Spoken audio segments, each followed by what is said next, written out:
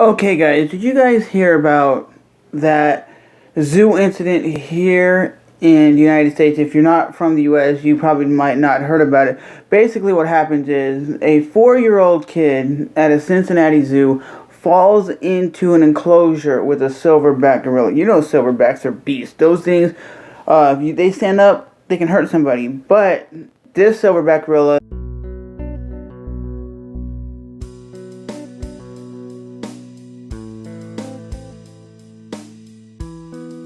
is you can see it's caring for the kid. Basically, it's looking at the kid. It does drag the kid from one side of the thing to another, but it does that because it looks like it's protecting the kid. And gorillas are very passionate creatures. They're just like a human. If you've seen some random ass kid in your driveway or in your house, you're gonna stop and try to protect it and take it in your house and protect it. But the zoo said we couldn't use tranquilizer darts on this animal because we couldn't do that. And they said this animal was just turned 17 years old, which I think they live like 30 or 40 years. And they said the best bet was to kill it because the danger of the baby. Me personally, you look at it this way. Where was the mother, and how was she not paying attention to this incident? If you're a mother, you gotta be paying attention to your kids at all times. And me, I'm a dude who likes going to the zoo, seeing all the animals, but I don't like seeing the animals caged up. I think it's a cool thing that you can see like tigers and lions and bears and whatever at the zoo, but I don't think zoos should exist because we shouldn't have to see a gorilla in a cage. It's like having a house cat and you leave your cat in the house all day, every day. That cat always looks outside because it wants to experience the outdoors. And my opinion on this whole situation is the gorilla didn't do anything wrong in this incident. Did they need to kill him? No, they didn't. You know, killing a gorilla can make the other gorillas at the zoo go wild and go crazy because that was their homie, that was their friend, that was their companion that they hung out with. But me personally, I think it was jacked up that they had to kill the animal because the lady's coming out saying that she was a good parent. She's one of the best parents ever. She just took her eye off the kid, and she's saying in the article I just read that the zoo shouldn't have killed the animal. She said, well, God took its course of what had to happen, so this is what was meant to happen because God ended up taking over and the animal died because human life is more valuable than animal life, which I don't believe that. I think everybody on this planet deserves a life. And put it this way, if it was another guy down there holding the kid, like another guy in that enclosure holding that kid, they wouldn't have shot him. They would have talked him out of it. They would have used tranquilizer darts. They would have done something. But they said tranquilizer darts would have ended up pissing off the gorilla and killing that baby. The baby got a concussion. It was a 4-year-old, so it got a concussion from falling however far. I've been to the zoo here in Jacksonville, Florida, and I've seen the animals.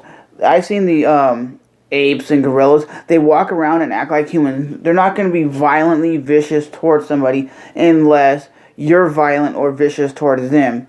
You know, it shows it in the video. I'll put the link in the description box that the gorilla was just standing there looking at the kid for a while. Yes, it does drag it from one place to another, but it wasn't going to kill the kid. And for the people who said, well, they did what they had to do. They had to kill the animal because the animal was going to be a vicious savage and kill it. This lady's lucky it wasn't like a tiger enclosure or something like that where it could have just snapped and killed the kid. You know, gorillas are, I think, 95% human. That's how much their biological mind is, almost 90% like a human. So they have the same compassion towards babies as we do. They still get pissed off like we do, but in that incident, in that video, I don't see anything where I was like, that gorilla is going to kill that baby. All I saw in that video was a gorilla standing there, minding his own business, doing what he does in his daily life, just sitting there in the water because it was probably hot as hell out,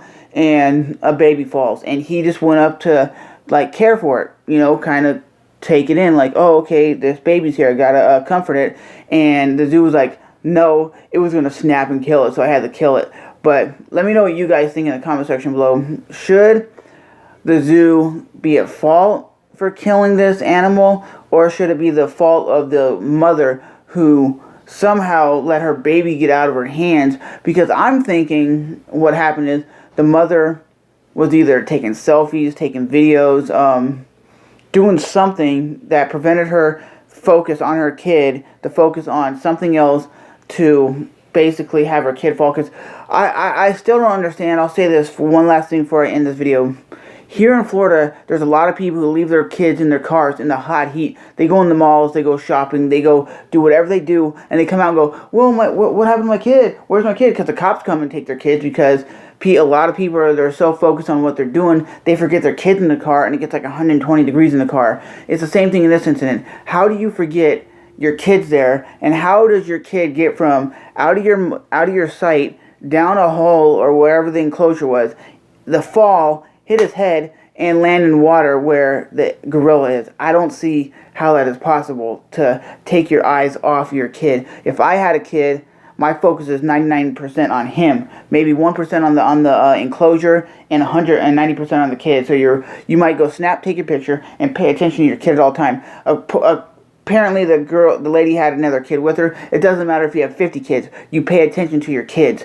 I'm blaming the lady for being a bad parent for this gorilla dying, because if the parent would have been good, this gorilla would still be walking around doing what he does. And like I said, for 17 years old, that's bad. That's like saying you took a 17-year-old human and you killed him because he started comforting a kid that was in his driveway until like the authorities got there to give it back. And because they thought he was a savage, we got to kill this kid. So I'm saying that 17-year-old gorilla, in my mind, is still a kid.